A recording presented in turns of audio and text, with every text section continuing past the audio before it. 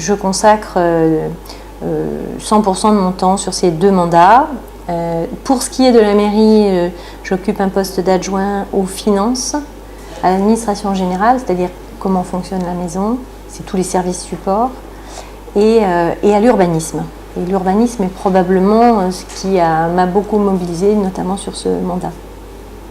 La partie conseillère générale est peut-être moins intense, quoique ça se joue plus dans des commissions d'action sociale. Je siège à l'OPAC de Saône-et-Loire et donc j'ai toute une partie de mon action qui se situe sur le logement social. Je suis fière de l'équipe à laquelle j'appartiens, à qui je me suis jointe depuis maintenant plus de 10 ans, de l'intensité du travail, de la qualité de l'écoute que j'ai pu nouer avec un certain nombre de nos concitoyens. Il n'y a pas de réels obstacles faits aux femmes, en tous les cas en politique. Simplement, c'est une conjonction de plusieurs choses, je pense. Elles-mêmes d'abord. Parce que quand vous sollicitez des femmes, la première question qu'elles se posent, c'est « Oh là là, est-ce que je vais être capable ?» Souvent la deuxième, c'est « Est-ce que mon mari sera d'accord ?» Donc l'accord de la famille pour un investissement supplémentaire. Puis la troisième, c'est « J'ai déjà un boulot, j'ai déjà des enfants, je suis investie dans l'association, truc, machin, chose. Je ne vais pas avoir le temps, c'est pas possible. » Parce que souvent les femmes, avant de prendre une responsabilité, elles veulent s'assurer qu'elles vont pouvoir l'exercer vraiment. Les raisons d'un engagement politique. Alors, déjà, il est tardif pour moi, puisque j'avais presque 40 ans. C'est la conjonction de 2 choses. La loi sur la parité de Lionel Jospin en juin 2000, qui me fait me poser la question de la place des femmes, investie dans une association de parents d'élèves. Et dans ce cadre-là, j'ai fait une rencontre. C'est bien le 2e élément de cet engagement. À l'époque, j'avais rencontré un jeune conseiller général qui siégeait dans l'opposition, qui avait été élu en 98, il s'appelait Christophe Siano. Et ce jeune élu avait un peu modifié mon appréciation des hommes politiques tels que dans les années 2000, je le percevais. J'étais, je vous disais, au bord de l'abstention. En tant que femme, c'était inconcevable. Ne pas aller voter alors que des tas de femmes ne disposent pas de ce droit. C'était pas... Donc, plutôt que de râler, je me suis dit, je peux peut-être me proposer de travailler. Puis il fallait que je découvre ce qu'était ce milieu. Donc, il y a déjà les propres freins des femmes. Après, le monde politique, comme le monde de l'entreprise, comme le monde associatif, comme tout groupe humain, en tous les cas dans nos sociétés européennes, les hommes ont quand même les places de président. Les femmes sont plutôt secrétaires. Donc la prise de responsabilité de l'ensemble d'un groupe, elle n'est pas spontanément confiée à une femme. Il faudra qu'elle fasse la démonstration qu'elle est compétente. Après, l'esprit de compétition est peut-être moins développé chez les filles, mais pas toutes.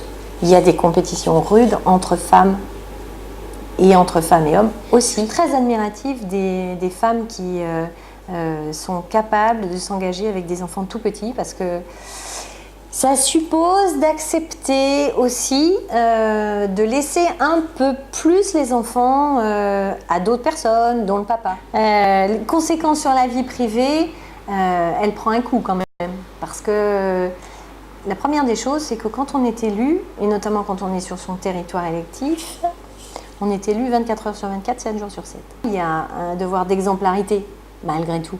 Ça ne me viendrait pas l'idée de me garer sur un trottoir ou sur une place handicapée. Égalité aux femmes et hommes-femmes. Femmes-hommes, on dit souvent d'ailleurs. Qu'est-ce qui peut faire encore avancer les choses? Parce qu'on voit bien l'inégalité salariale persiste, l'inégalité dans la progression verticale existe.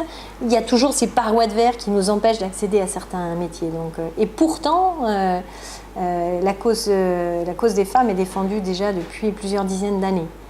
Et je crois que tout se joue dès la toute petite enfance. Je pense que les choses peuvent changer si les hommes et les femmes changent. Ça ne peut pas être que du côté des hommes. Il faut vraiment que les femmes prennent conscience qu'elles sont parfois leurs propres obstacles.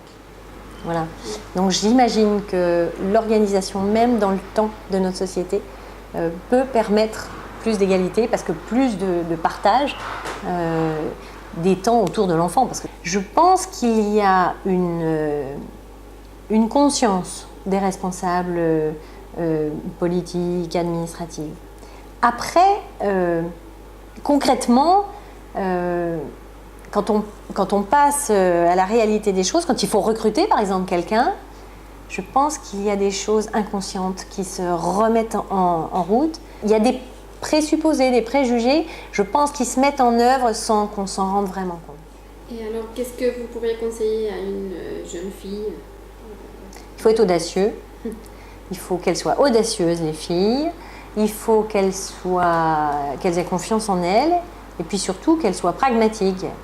Et puis, il faut dire à nos hommes qu'on n'est pas en concurrence contre eux, mais qu'on veut juste notre place.